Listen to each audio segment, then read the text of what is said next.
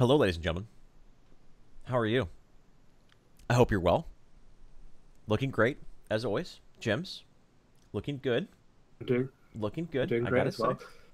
well. We're going to do a It's our finals here. final match of the day. Well, final series. Did someone forfeit? Don't tell me someone forfeited in the finals. I hope not. That would have been slightly awkward. I was like, who would do that? Slightly awkward as well. Well, we picked Iggy and lost. So, guys, going into that, welcome to the finals between Think Twice and Synergy. It's been 2 days leading up until this point, and I have to say, without a doubt, between the teams that we have casted this weekend, the best two teams have made it all the way to these finals here. No really big upsets as far as, again, the team names themselves maybe aren't familiar, but the players are very well-known established players, and when you see that many together, you expect high-level play, and that's exactly what they have provided. So, going into the draft here, Synergy was target banning to count us out against Team PL, but that was very specific to Team PL. So, I expect to see a little bit more contemporary drafting coming out from these teams. Though, if you're going to pull out a pocket strategy, why not do it in Game 1 of the finals? Well, yeah, you can try and cheese out a win with something the enemy team might not expect, but yet again, there isn't really that many heroes that can maybe do that. Maybe just go for an offlane Feng Mao.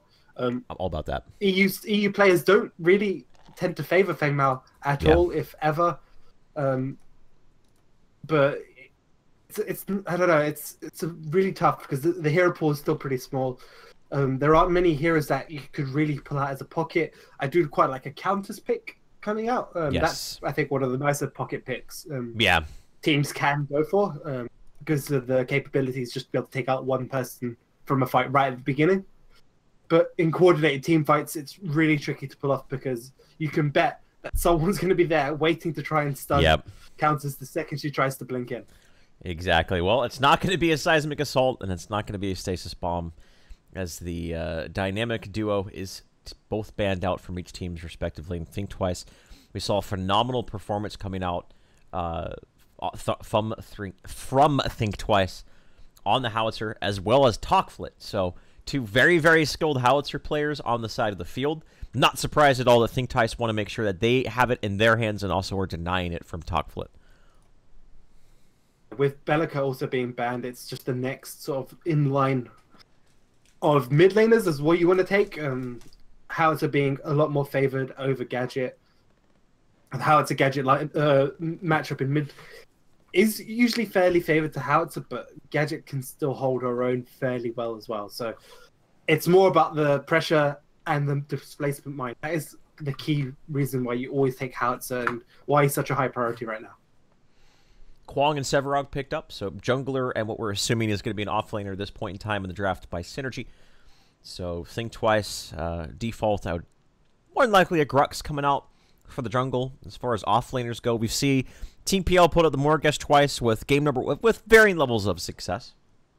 But I expect the jungler and probably the support, because the support hasn't been picked by Synergy, which means Narbash is still up. And yes. It forces Synergy onto something they might find slightly suboptimal, like a Muriel, or even force the Quang to go there, or Rampage support, even though we haven't seen it for a while. Because of the lack of support diversity right now, it's just a few heroes that are really being picked by a lot of these teams right now. It's Narbash and Deca, and then you might see a Quang. Yeah, and that's exactly what's going to happen. So it's the Bruiser Brothers, as I like to call them here, the Narbash and Grux being picked up here. So Synergy is going to have to figure out which hero are they going to be running in the support role. They have Kwong, but there are a couple other options. We did see Muriel once today. Synergy does favor early game aggression. So if they want to supplement that a little bit more, I wouldn't be too terribly surprised by Muriel. But at the same time, the big weakness, I think right now she's just not in a very good state to begin with. But also that she really falls off in the late game. And these games have been going 30-plus minutes. We have, other than maybe the last match we just casted, these games have always been a constant struggle, team fighting around Raptors. And Muriel, I mean, the global presence isn't really utilized at that point in time because she doesn't get enough farm to really have enough strength to push down a wave quickly enough. She's always have to actually physically be there. So I'm not sure. I honestly don't want to see a Muriel here by Synergy.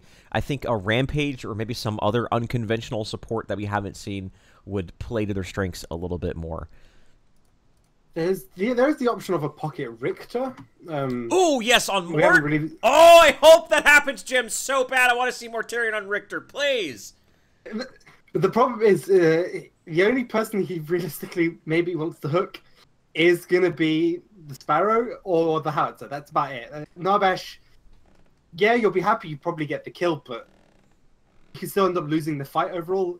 And he has enough sustain to potentially just thunk and stop the hook, which is why you don't see Richter a lot. A lot of these stronger support players, which you see, will be able to thunk mid-Riplash animation, so the Richter can never actually pull anyone. I love this Aurora pick. It's I Cameron, they pick Sparrow. The sky is blue, I Cameron's on Sparrow. This Aurora pick, though, I completely discounted Aurora support, which absolutely could have been a possibility. So it's a potential denial pickup from Think Twice if Synergy were thinking about going with the Aurora support. Especially when you have the immobile Sparrow. Aurora is very good at dealing with that on top of already having a Kwong and a Sevarog. So it's a denial pickup of sorts, and I think it supplements their draft very, very well. Aurora is still very difficult to deal with in the off lane. She's able to have that wave push out to her. She has very good abilities to manipulate the creep wave to her advantage. She's difficult to take down, and she doesn't really need that many cards to really get online. She sort of hits level 5, and as long as she's landing Hoarfrosts and Cryocism on the right targets at the right time, I love this Aurora pickup, and I really think that Think Twice drafted so very well here. We're gonna have to see what the support pick is here by Synergy. Okay, so it is Muriel, but I gotta say it, man. I'm so convinced by this draft for Think Twice. I mean, they do end up having access to Purity Sensor on Muriel, so she can grab that a little bit earlier. A little bit of protection here for Emrak. So, although Muriel does fall off in the late game, does have access to cards, and it also means that other people in the team of Synergy don't have to necessarily go down those build paths because they have Muriel, who can essentially be all the active items possible build. So, right. Purity, Quenching, Honor, all of them. Just grab them all. And just stack them all up, and then hopefully your team can survive long enough to do damage through those as well. Well, ladies and gentlemen, let's go ahead and get into the first game of the finals of Paragon Competitive League, European Division number 4, in 5, 4, 3, 2, 1. And here we go. I'm so excited. I love Aurora. I love these drafts. And I think it's going to be an exciting fight, an exciting team, an exciting series between these guys. In blue, we're going to have Mort, a.k.a. Mortarion on Muriel, Nick Eagle on Kwong, picking up that sword once again. Talkflit on Gadget, Emrak on Twin Blast, and Obel picks on Sevarog. And on the side of Think Twice, we have Clearcast on the Aurora, Shinx on the Howitzer, iCameron on that Sparrow, Cosby on the Narbash, and Weow on that Grux. Already we can start seeing this 5-man invade. Again, we've been seeing this from Think Twice consistently, just to grab themselves the wards and guaranteed denial of vision on that side of the river. And they are just completely spreading that area. 4 wards, and so the ability to push down that tower around the Raptors and enable control of that area is so important. So it also makes sure that that tower is not going to get pushed down too quickly, and also consequently gives them a lot of vision around that area around the 3-minute mark. Mort is going to be able to find one of the 4, but other than that, there's still so much vision in that area, and I expect to see a time push there. It all depends on when these junglers pick up the green buffs. If they're picking up the green buff a little bit earlier than expected, then imagine they're just going to hit level 2 and look for a gank. And, around maybe like 2.5 minutes, that's what we've been seeing. It's been much less of this, I would say, traditional, just kind of farm, get the green buff around the 3-minute mark, and then take a fight around the river buff. Instead, they've been trying to catch people off guard with these staggered timings. Yeah, they have. And also, it's a point to note is Clearcast is actually playing instead of Cloud. Ah, you're right. Okay, I didn't see that. So I believe from what I've been hearing, Cloud has been having issues with his computer, so they decided to swap out for one of their substitutes.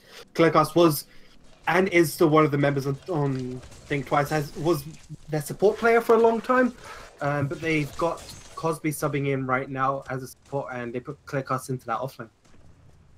And Clearcast, again, that's another name I'm familiar with. Seen him, casted him, and expect just as high-level play as we've seen before. Nick Eagle's got to be careful, make sure he doesn't get thunked up. Cosby's, I gotta say, for Narbash's size, I mean, he's a big dude, and he's carrying what looks to be a very hefty load with those drums. The guy's got moves. It reminds me of Notch, where he's a big dude, but he can move quickly and swiftly. Yeah, and again, the start of the match, nearing that 3-minute mark, we can see Weao's about to hit level 3 off this last white camper we'd like to talk about, and that is going to set up perfectly for the river buff, level 3, at 3 minutes, and we see the river buffs being split evenly across both sides. Now it's a matter of which ones they get. Purple buff for Severog. That's going to be a blue buff for Weao on the Grux. Blue buff really doesn't open up much kill potential. Obviously, the purple buff speaks for itself. Obel's electing to wrap around here. And this, I like this route because he actually has avoided every single ward that was put down by Synergy right here. Or, I'm sorry, by Think Twice here. By going with that path, not running through the river, knowing those are very common ward spots. And with the purple buff, he would have been caught out. With that being said, though, he's not really finding much going on. He's now transitioning over to the off lane. And I don't know if an Aurora kill is even possible at this point, unless they seamlessly change their CC. Maybe if that Muriel was a Decker or a Bellica, but Muriel doesn't really enable that much when it comes to gank, and they're going to make a push. Obel's going to show, and Clearcast is going to try to do what he can here.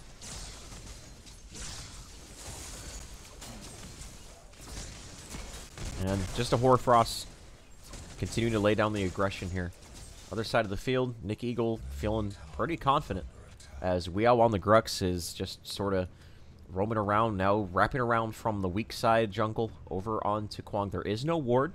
Nick Eagle doesn't have direct knowledge of this, but you can tell by his posture that he's feeling a little bit unsafe here. Staying underneath this tower, kills the ranged minion, and is going to try to take that siege minion down as quickly as he can. But here comes Grux from around. The smash and grab is going to land. He doesn't have that right mouse button up. He does not have that armor. The double pain from Weao, the charge out of the tower, and there's your first blood.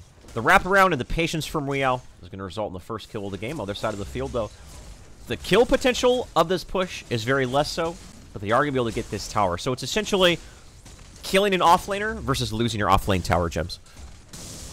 Yeah, they elected to put Obel in that lane for a really long time.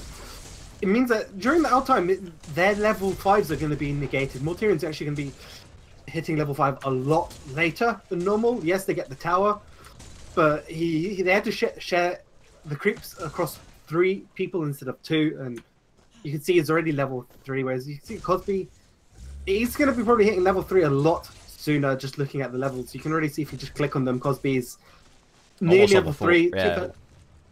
Whereas Mortarian isn't. He's barely, like halfway through level 3, and it's just not exactly where they want to be. Do you think maybe that push against the off-lane tower, I feel like they felt rushed to get that tower down because it opens up the Raptor control. But they had plenty of time to do it. Do you think maybe they just over-rushed that and might not be able to compensate for the lack of levels there, given that time in between? Because you can still make that push fairly consistently and take that tower fairly consistently out around, well before that 8-minute mark with just the 2 of you. But with that tower down, that is going to enable them to roam across the map, specifically switch support carry over into their off lane. And yeah, and they're going to be switching Clearcast, or I'm sorry, excuse me, it's going to be Mort and Twinblast heading over into that role. So we're going to see the dual lane both going up against each other, and both off-laners are going to be facing off here. So this is just, I feel this, it favors Synergy. I'm sorry, Think Twice, just because they are on the Dusk side, and they have a little bit better advantage when it comes to the Raptor. Smash and grab onto Imbrak, but the shields from Mortarian are mitigating enough damage. Not going to be able to dive underneath the tower this time around. And now you can tell full retreat mode is Think Twice, pop the speed boost, and they're going to be able to get away. Nothing really happening. Neither team able to get sort of a significant lead right now. farming is near equal across both these teams. Both these teams really good at hitting all their last hits and keeping up the whole time. And river buffs are spawning. Clearcast is level 5 with the purple buff. Ooh. Gonna see if they can get something going here. Cosby's in the front line. Mort might be in some trouble. He's underneath his tower. And Imrak is doing what he can. Charging forward is Obel. There is the Siphon. And Mort, kill secured. A little bit over-aggression there. And they get a kill onto Cameron. That's bound to happen every now and then with Sparrow, to be honest. But you don't want to be letting that happen too much. So this purple buff from Clearcast pretty much going to not going to be able to do much of anything. As you can see, Clearcast is now rotating over to back to the off lane and just going to continue to farm up and make sure his wave doesn't get pushed too far in. Slight miscommunication, I feel, coming out there from Think Twice, and because they could have waited a little bit more, stalled a little bit longer for Clearcast just to be able to get to that point in the lane. With the purple buff, he had a lot of chances to actually get a cryo onto about 3 or 4 people if they just stalled for long enough. But Cameron ended up getting caught out, which wasn't ideal, and purple buff ended up not getting used here on the side of Think Twice. But it's 1-1 on the board.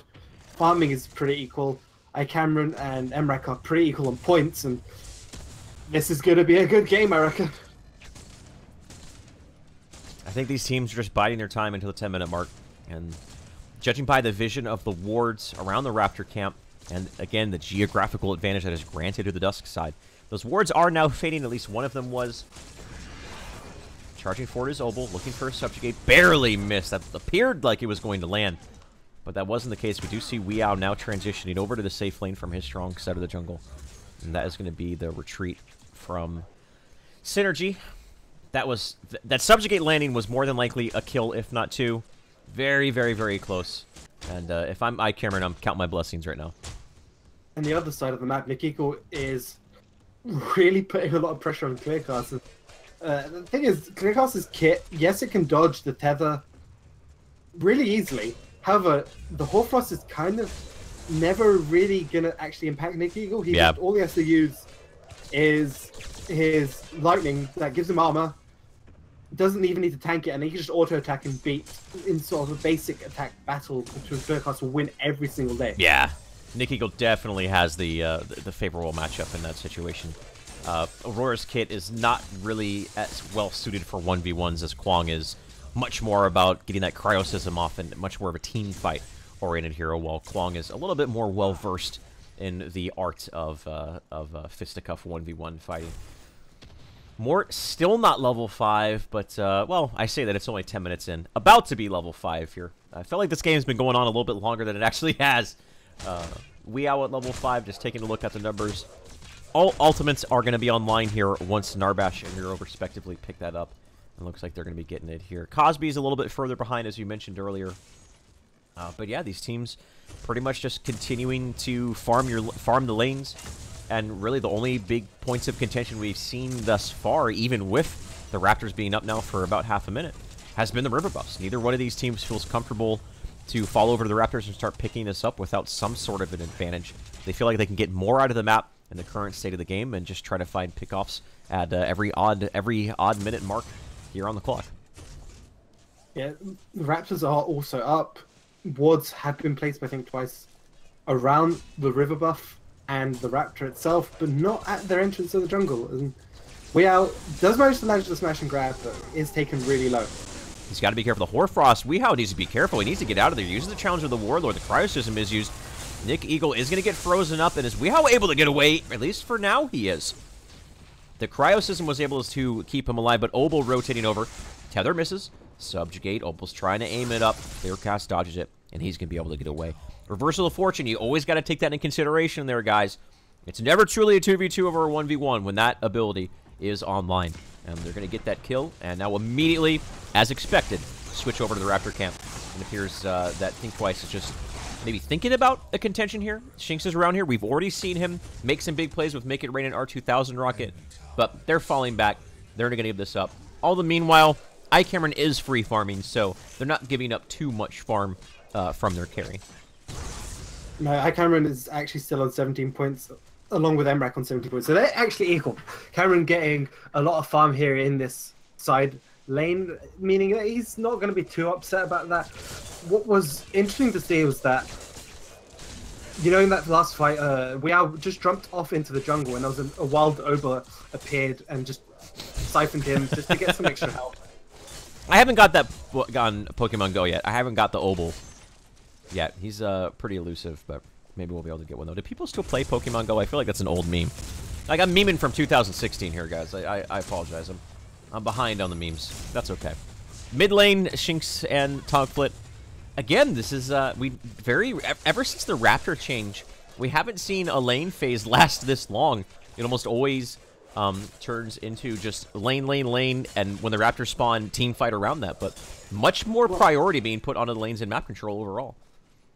Well, you have to consider this is the final game for a lot of these players. This is the finals of the PCL EU. Their nerves potentially are high for some of these players who may have not gotten this far before, have been trying and practicing to get to this stage. They're a bit apprehensive. They might not be playing as aggressive as they normally would and trying to avoid as many risks as they normally take. Caught out was Mort. Crash Bang Boom and Thunk were both used. Forces out a defensive reversal of fortune. Shinax is knocked under the tower, but he's going to make it rain, but he's still taking pop shots. Going to fall back, hopefully, to the safety of his team right now. And he is going to be able to get away. So, a very close engagement on both sides of the field. A lot of blows landing, but no one getting knocked out. They're going to reset, get back, spend, and try to continue to do what they can.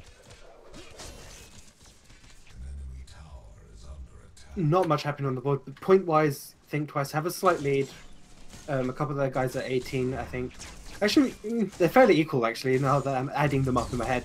Emrak, 19 points. iCameron, 19 points. Even after the Raptors is kind of going to be crucial. But the main point to bring out is Shinx has a slight lead on top of it, I think, with just farm, but not enough to really make a difference. You can see the point just going up as he grabbed that last hit. And it's not going to be too much of an issue, but he might be caught out here in this. Does he have his landmine? The tether doesn't land. He uses his landmine actually to knock Mort under the tower, but Togflit with the sticky bomb is going to be enough damage to get the kill. So that Ventilate gave just enough damage to allow the sticky bomb to get the kill, and all of a sudden, a big 4-man push into the tier 1 tower mid lane. The only two people in the area are Weao and Clearcast, and you can tell they're just going to give this up and fall back. Make sure they don't want to give too many kills up at this point in time. And that was just a easy pickings right there for Team Synergy, and good follow-up as well. Yeah, 3 to 1 on the board for kills. They've managed to get a couple of towers here as well. It's looking pretty good for them. I mean, the game is still all to play for because things like Prime can be incredibly snowball, incredibly swingy in terms of who has the lead. And if there's one fight where a team gets or steals the orb and then they have a significant power boost, that can actually bring them back up in line to a stage where even if they have a deficit on power, they're now on equal footing and they can look to take. Clearcast on this Aurora. I feel like it's just been. I feel like this game has pretty much just been like a 4v4 with Clearcast and Kwang just killing creep next to each other.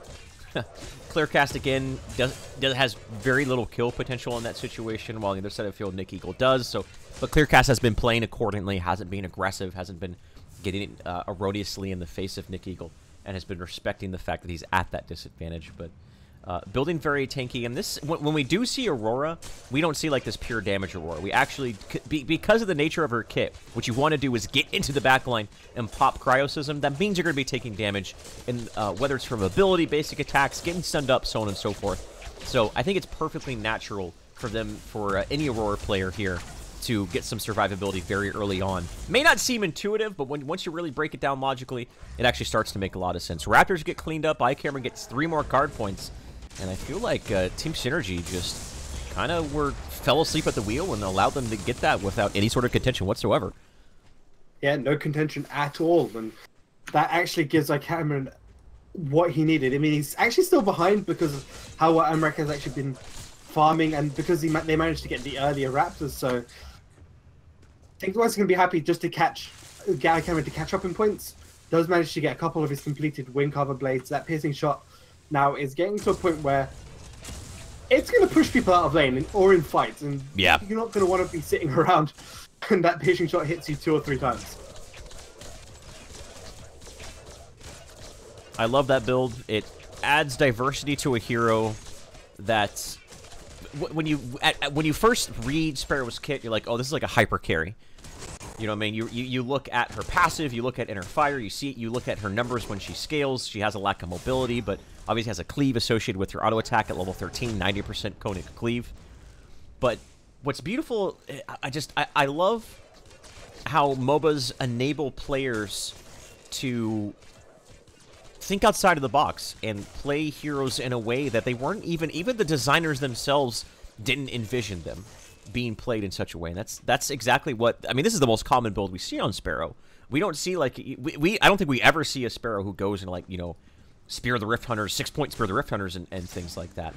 It's almost always this piercing arrow build that then later transitions into the late game. So it's a build pretty much shaped around the fact that her early game might not be the best, but the way her spear and arrow scales, it actually gives her a lot of great wave clear and gives her a lot of good finish and pick-off potential and harassment. So it's a... And when you get ahead like that, Jim, just as you said, all of a sudden, you know, it's like an R2000 rocket that goes through walls, essentially. Yeah, it can be pretty devastating. Also, when it's paired up with an R2000 rocket, as we've seen in the previous other games with the stun combos, it's just piercing into R2000 rocket that's enough to just remove a person from a fight, or at least kill them, or put them into such a low amount of health they're forced to back out, and then allows you to take objectives like this Prime. And we're at a point in this game where nothing much is really happening. Neither team is fully investing on an aggressive play. The tier 1 towers can be a little bit risky to go for without sort of getting a pick beforehand. So the teams always look for that pick potential before going for these towers. And Cosby is going to be okay. He's going to just take a little bit of damage, and neither team wanting to risk it. That's the kind of the state we're at. Neither team wants to risk potentially throwing a big fight and letting the game snowball out of control here. Purity Sensor has been picked up by Mort, so they have at least one at their disposal to deal with Clearcast on the Aurora, and we do see Hunter's Guile picked up by Imrak on the Twin Blast. I'd imagine that Imrak at some point is going to get some sort of blink. Oh, we actually see an engagement going down here as iCamera's in a lot of trouble. Kwang was picked off a little bit earlier, and again, anytime there's a mirror on the field, it's never a 2v2. Reversal of Fortune living up to its name. Kwang gets taken out, but they are able to get a turnaround kill on iCareman. A very favorable exchange there for synergy. 1-for-1 trade, but in the end, Emrak isn't actually getting too much farm during this, so it's... Yeah, that's true, you're right. Not going to give them a significant lead. It's going to maybe a point lead, hopefully, if Emrak can just grab the next wave or two before Sparrow respawns, but a 1-point lead is arguably not enough. And as I saw, because it hit the even number, we still 20 minutes, the link actually went down and gave iCameron just enough to get to 31 as well. Weow has the green buff. Raptors spawn. And the Raptor party, once again, is starting. Weow charges in, gets the smash and grab. The landmine is there as well. Morton in a lot of trouble trying to do what he can. He does get taken out by Sphinx, but unfortunately Cosby has been knocked into a very bad position. He's still alive somehow. Imrock is trying to do what he can. He's keeping himself tight in this position in the pocket, trying to keep himself alive, but unfortunately the rest of his team is just falling apart around him. And that the charge in by Weow and the smash and grab is what won them that engagement. The follow-up, pretty straightforward at that point in time. Thinking about a re-engagement is Team Synergy. I don't know if they want to do this. Nick Eagle lands a tether onto Weow, but Clearcast is here as well. Thinking about charging forward, doesn't have a teleblink or anything like that. So they're just going to give up 2 kills, cut their losses, run away. But another big advantage going over to Think Twice here, Gems. Yeah, again, another Raptor to Think Twice. This is the one that sets them a little bit ahead in terms of points. It's tricky to call because both teams have actually been farming really well. So even though the Raptors have sort of, I think it's been 2 Raptors to one team, 1 set of Raptors to the other. And that is actually why we have such a close game right now. Neither team has actually been able to pull a sort of 5 or 6 card point lead or like an 8 card lead that we've been seeing in other games, other matches that we've been watching. And because of that, neither team knows who will win the fight. So neither team is committing to a full-on engagement. Teleblink is online for clear cast. So his ability, he has so many tools at his disposal to get into the back line, to penetrate through the front line of Team Synergy and get Cryosism off onto the Twin Blast, onto the Gadget, or onto the Muriel, or just follow up with a Hoarfrost. So we're gonna see what he's gonna do. Yep. Obviously, Glacial Charge can then be used as a means to keep them there. Her Leap can then be used as a means to get out. So highly mobile hero is Aurora right now, but hasn't been too massively impactful. That last fight obviously went a long way, but we haven't really seen like a big 3-4 man Cryosism like we saw in the previous matchup there, where the Make It Rain with the Cryosism was just literally winning them team fights. In the last fight, Cryosism actually got Puritied away by Morb with the Purity Sensor. Right, yeah. Or Emrak with the Hunter's Guile as well, so there's so many ways to remove it, and it's actually going to make it really tricky for Clearcast to actually be able to get that ultimate off. They're going to have to really time it around a few of the other skills, like the Narbash ultimate or Thunk, and then go for the Cryo. Sort of stagger and force them to maybe use it a little bit earlier than necessary. Weow, being patient. Talk Flick rotating as well. They know about it, as he just did walk right through a ward. Sieging this down, and they don't want to get hit by the landmines here, as Teleblink is online for Shinx, so his ability to blink forward and get a landmine. They're respecting that, and they're just going to give up that tower. A 23-minute Tier 1 safe lane tower is not the biggest deal in the world. They've done a very valiant effort thus far in keeping that alive. As far as map control goes, it's pretty even. Only really the Tier 1 tower alive for Team Synergy in the mid lane. But at a moment's notice, that could potentially fall. It's just these teams continuing to play passive and pretty much surrounding their decision-making strictly around the Raptors. There has been a couple positional mistakes where someone gets picked off, but for the most part, it's just all about the objective-based gaming here from both of these teams. Yeah, it completely is. Neither team's actually hovered around this Prime. They've just been placing wards the whole time, trying to just get what control they can around it, just in case a team tries to be sneaky and take it. We have seen some teams in the past in the PCL tournaments where they go for really aggressive primes at like the 15-minute mark, or just in a random lull in the game as well. When no one expects them to go for it, they'll just go for it. Like Raptor spawn, they just take Prime instead, and they end up taking a huge advantage straight off of that as well. So as right now, taking a quick look at the numbers here, iCareman at 41, Imrock at 37. So 4-point lead over to iCareman. The carry race has been very, very narrow and tight for the majority of this match, but I think the most recent Raptor, it was a 3-card point lead and now transitioning into a 4-card point lead.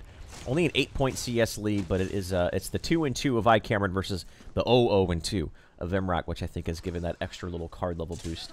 Raptors have spawn, and I love this positioning by Think Twice here, putting themselves in a forward position and allowing iCameron to solo it. They know iCameron can solo it. All they have to do is have a little bit more forward positioned perimeter here, and there's nothing that Team Synergy can do about this. And get another free Raptor here on the side of Think Twice. This is what they've been doing incredibly well ever since they lost the first set. They've reorganized themselves and have been controlling them on spawn, and it's getting Sparrow. He's at Cameron's at 44 points now. 25 minutes into the game, that is going to be a scary Sparrow. Raid Boss Sparrow, as we like to call it. Yep, and is he starting to transition to crit? Looks like not quite yet. He finished up his ward, his 12-point ward, and also is starting to put some points into his Hunter Guile, but I wouldn't be surprised if he starts dropping one of the those Wind Carver Blades and starts picking up a little bit of crit and transition into crit lifesteal with supplemental attack speed here. Back to business as usual for Nick Eagle and Clearcast, as they're going to continue to just farm creep in front of each other. This is very reminiscent of the blue lane dating back to Legacy, where you just have like one tank versus the other tank, like, oh, it's Sevarog and Steel shooting or punching each other in the face constantly over and over and over. But thank God those days are over. Rip travel mode, and may it never return. But I just remember the good old days of Greystone versus Greystone. Oh God! Before we took mirrors away, yeah, that was good times, man. Greystone versus Greystone. They just sit there hitting each other. Neither would die. They carry on hitting each other. They carry on hitting each other.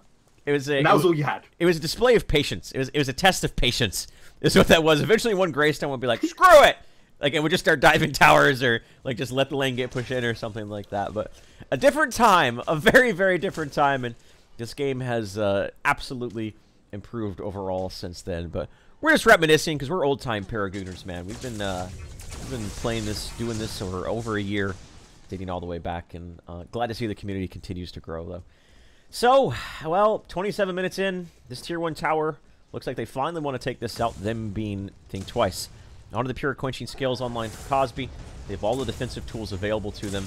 And it's going to be a party of 4 approaching here into the mid lane with only a 2-man defense at this point in time. But they're nearby. I feel like with iCameron in his current status, I was about to say he has the black buff. He can siege really well. But they're actually not going to be able to pick this up. Maybe just trying to feign a little bit of pressure. Maybe a little bit... well, I was going to say it's impatience coming out here from Think Twice, but I don't think that's the case at all. They know they have an advantage, and I think they're trying to push it, Gems. Yeah, they are trying to. They have managed to secure vision around the Prime, so there was the option of them potentially going for a bait around the Prime. So we've seen it before, but I think a lot of teams have caught on to the sounds of the Prime now. In the past, you saw teams hitting the walls. We see a lot less of that now because teams have realized we can't hear the Orb Prime sounds when they're shooting. Yep. And they've gone to just looking out for those specific sounds of the Prime, and now you don't see as many baits around the pit now as you would in the past. I will never forget the first time I saw that. I can't remember who does it. I think it was an EU team. I want to say it was Carbon. I can't remember. I think was it Oxygen EU at the time? I can't remember. It was either Oxygen EU or Carbon. I don't remember, but it was like one of the very first Monolith events. And I was like, oh, they're doing Orb Prime, and Nacho's like, no, they're not. They're just shooting walls, and they like baited someone out, and it was unfortunately that's. I mean, I guess you could technically still do that, but if someone's close enough to hear the auto attacks, then they're gonna be close enough to hear if the Orb Prime is actually aggroed or not. So, but still, at the time, it was a really, really cool strategy, and teams are just constantly adapting and trying to find new things to force advantages and try to catch their opponents off guard. iCameron picking up the red buff as opposed to a howitzer. That's a thing. Sevarog, Obel's in the front line. He's by himself right now, but he actually has knocked Cosby into a very awkward position. He's using the Crash Bang Boom, but it's surprisingly staying alive much longer than I anticipated. And now the Make It Rain, Obel's taking so much damage, and Weehow has showed up to the party. Nick Eagle takes down iCameron. The carry has been taken out. Weehow's trying to get himself out of an awkward situation. Shinx is very, very low as well. Nick Eagle continues to pursue. If he's able to get a tether here, this could be a great fight for Synergy. 3-0 thus far. Weehow forced to use the Blink Charm to run away. And that was... Cosby was just knocked completely out of position by the colossal blow of Obel, rather. And first real 5v5 engagement fully breaking down into a significant advantage for Synergy here.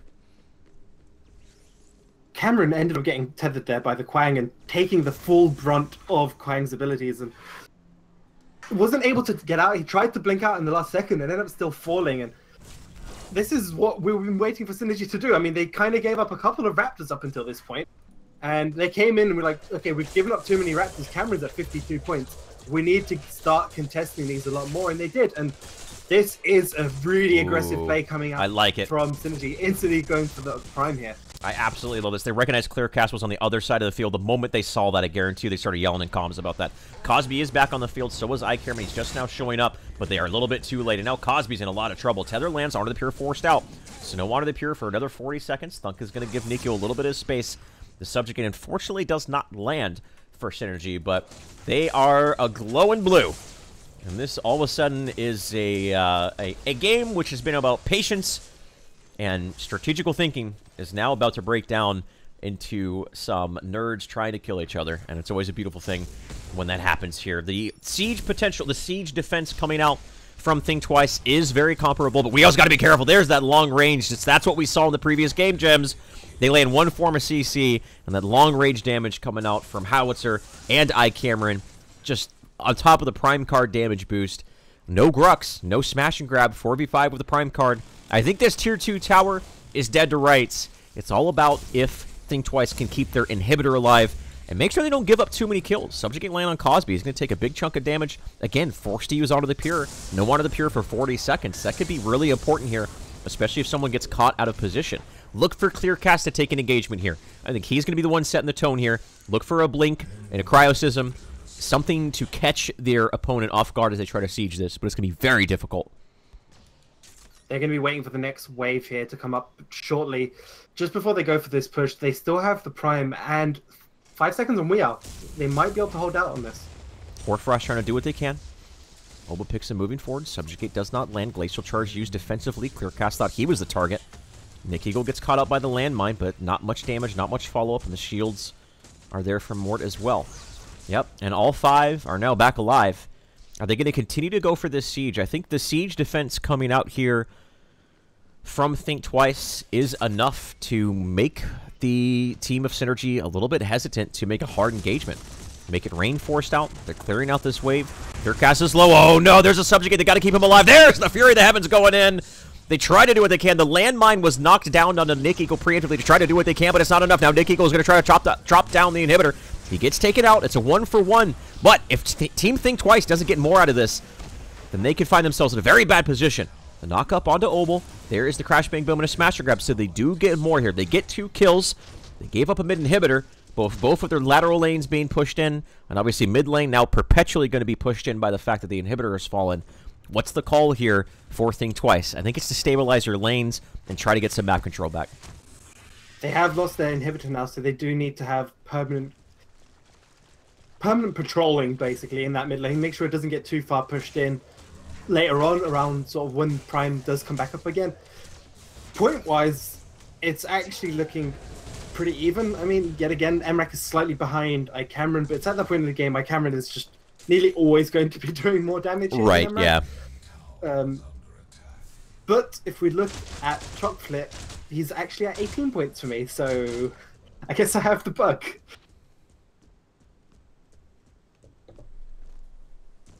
Gonna have to see what the decision is here. So there is a silver lining to having that inhibitor going down. We talk about it quite frequently, where with the lane always being pushed in, it sort of guarantees always that farm being there. Obviously, once Cameron hits 60 card points, which he will be here momentarily with these Raptors, appears to be a possible contention coming out here from Synergy, but I don't think that they're going to be really there in time. In fact, Clearcast is all over Mort right now. It's the Muriel who's the one leading the charge. Obel gets caught up in the Hoarfrost. Quenching Scales has been popped.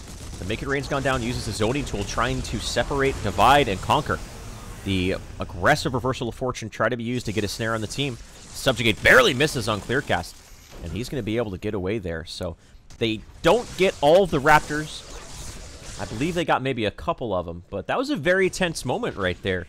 If that Subjugate landed onto any one of those from Obel, that could have been really, really big kills. 35 minutes into this game here, Gems. Death timers are starting to exceed 6 minutes. And of course, if that mid inhibitor now being down, their core is going to be subject to getting taken out and them losing this game. Yeah, Emrak does manage to snag up 2 of those Raptors. Yeah, it's going to help him a little bit. It's at the 50-point mark where power's not going to be getting too much greater for the carries on either side. They're going to be increasing a little bit.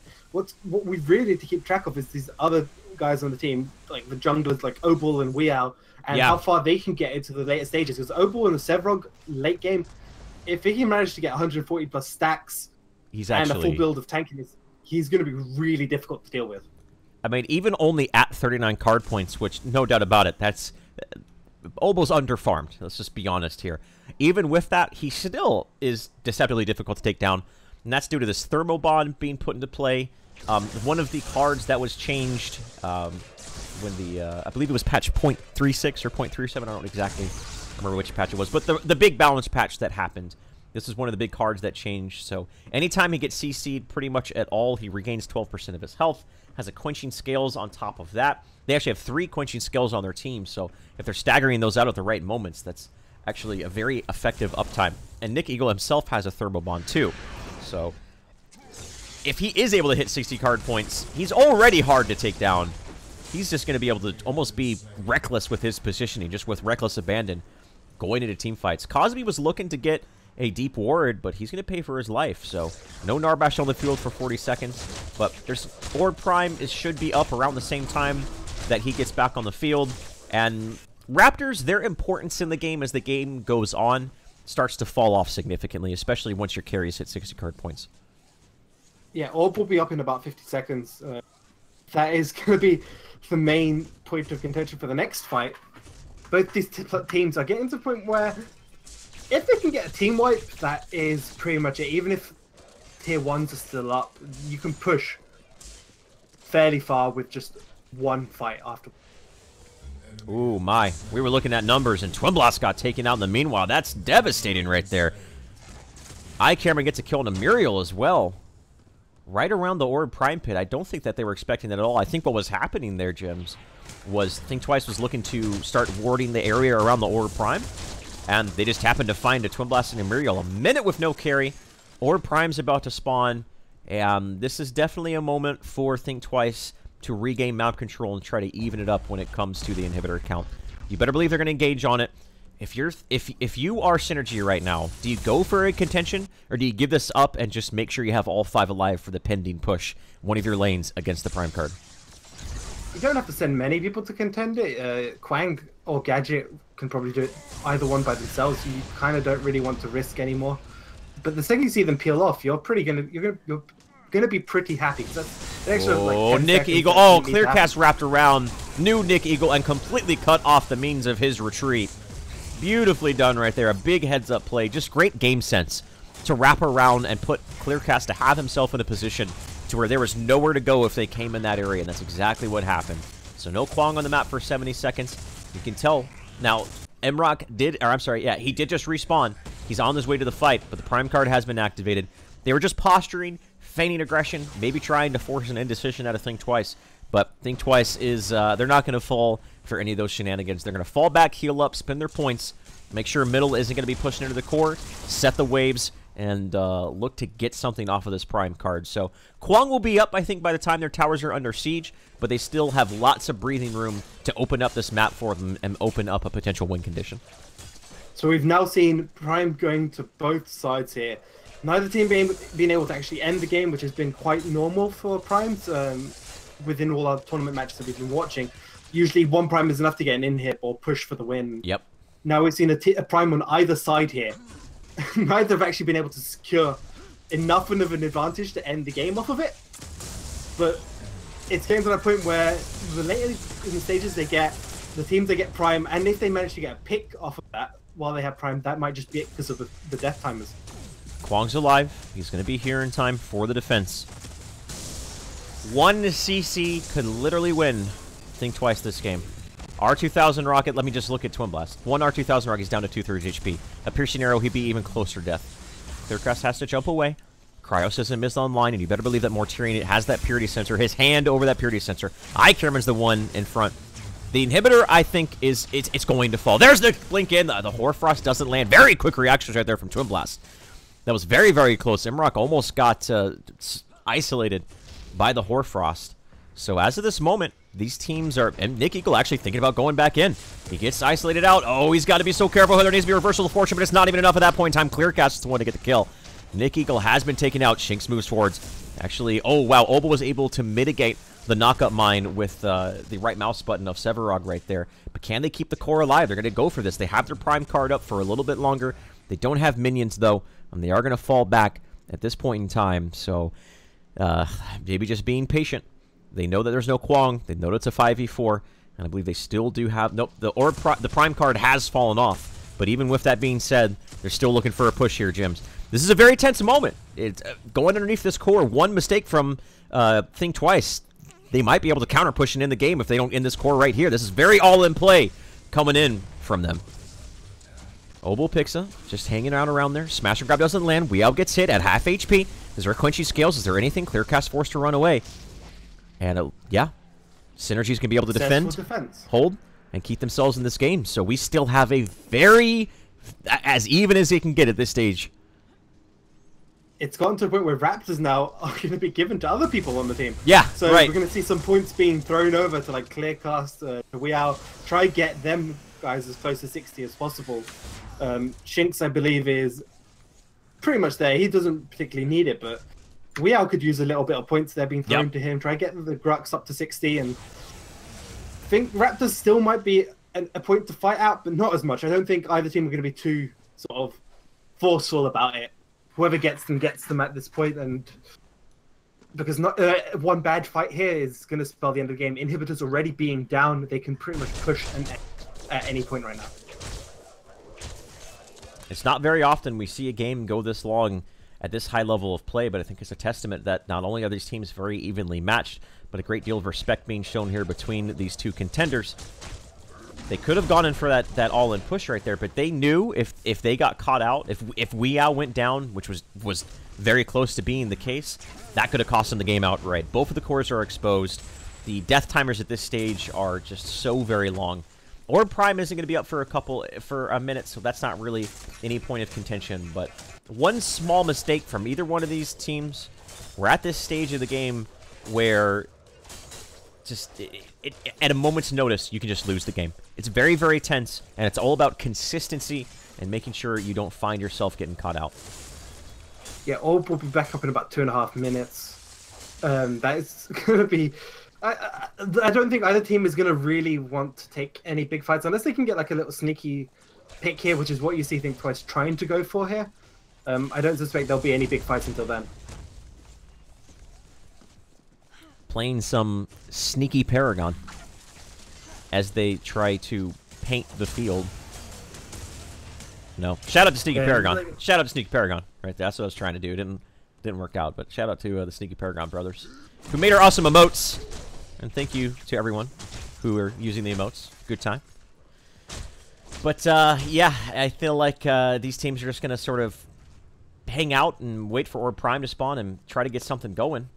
The aggressors, at least positionally at this point in time, is no doubt Think Twice. As with it being less than 3 minutes with the Orb Prime to spawn, they're the ones who are pushing out the wave, and they're the ones who want to take full vision and ward control of this area. Yeah, they are just trying to make sure that these minion waves are pushing in favor for them, because at the moment the CXP doesn't really matter. It's how the waves are pushing. They want to have it set up so that at the end of a fight, if it comes out in their favor, they don't have to then go back sort of their side of the map and deal with the jungle. Right. Mid lane, Cosby's got to be careful. Oh, the sticky bomb's not going to be able to kill him. He is going to be able to get away. That was very, very close. Narbash is...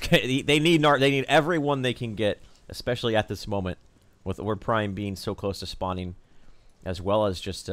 even though Narbash in this situation obviously isn't quite as powerful, still Thunk can be the difference maker. Just a single Thunk can be a difference maker in a team fight, and not having that there, as well as your natural Honor the Pure and Quenching Skills carrier, not having that online as well, is actually very, very crippling. Thunk is not for the damage at this point in the game. Thunk is an enabler for like the R2000 rocket and the piercing shot from Sparrow. In the early game, Thunk actually does a surprisingly amount of damage, has really high base power for the early stages, but at this point in the game where people have got a substantial amount of health, it's mainly going to be used to protect High Cameron or to try get a pick. Or Prime's about to spawn, ladies and gentlemen. Prime time. You know what time it is. Yep. He's gonna... Clear cast, setting the lane on the other side of the map, though. This could potentially go wrong if Think Twice don't get clear cast there anytime sooner. Here he is. We're gonna see what these teams are gonna decide to do Nick here. Eagle is forced to deal with the wave. But Clearcast is already one step ahead of him, rotating. Oh, he's being a little indecisive. He wants to... Okay. I guess they want to take maybe force out of 4v4 here. Cameron has the green buff, has the Hunter Guile, has the Blink Charm. They're dewarding. There is no vision here for Team Synergy. So they have to be so very careful. Are they going to try to engage the Orb Prime or bait it out? Looks like right now they're trying to bait out. Talkflick's by himself, looking for... I'd be so hesitant to go through that fog wall if I was Talkflick right now. He can't be the primary engager. Nick Eagle is still... Clearcast and Nick Eagle are still playing this dance. This is just a complete dance, trying to fake one opponent out and wait for someone to make one bad mistake. But right now, both of these teams are just playing it safe and being very, very smart. They're basically trying to force a 4v5, force one of them to deal with the wave. I feel like at this point in the game, your inhib's not going to die that soon. Just risk it and try to take a 5v5. Here we go.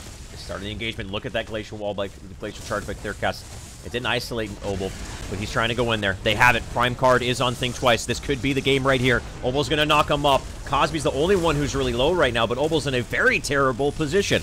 We hear the ventilate coming out from Imrak. The positioning from these teams, it's only Mort who's getting isolated right here. Clearcast using the Kairos system. It's on Imrak, but Clearcast is by himself. The Hoarfrost doesn't really matter at this point in time. Still such a close engagement. The re-engagement coming out. There's the re-engagement coming out here from Think Twice. They were able to bait him out and hold their own, stabilize after the Orb Prime, re-engaged onto Obel, and got the kill. There were so many back and forths in that fight, but I think the Prime card was a difference maker right there. Still, with that being said, it's only Sevarog. They still have very, very important heroes on the field, specifically the Gadget and the Twin Blast. So, do you go for another inhibitor here, or you just go for the core? You have your Prime card.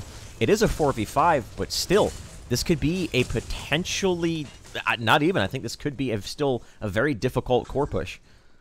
I really like the fact that they pushed out that wave and forced Nikiko to come a bit later into the fight. That was kind of the key factor. They didn't have a person for the beginning of that Orb Prime when they started taking it, and it was a 4v5 situation for a long time. A lot of creep here. This should be the game. Clearcast goes in, uses the Hoarfrost, not going to hit anything, but at this point in time, it's just focusing down the core. Weo's just trying to isolate zone while allowing iCamera to hit the core. iCamera's getting taken out by Nikiko, but he's going to be okay. That's going to be the core falling. The Prime card siege damage is simply too much. Even with Obel being, even with if Obel was alive, I didn't foresee a path of victory right there for Team Synergy. That last team fight was so back and forth, but it was Think Twice. The moment they got the Prime card, they made the call to disengage, waited out, and the moment that all the ultimates have been expended, there was no reversal of fortune. They weren't able to get anything. They re-engaged and ultimately just got that single kill, which enabled them to get that push. Yeah, and I really like the way that they handled the waves, the wave management across on Think Twice.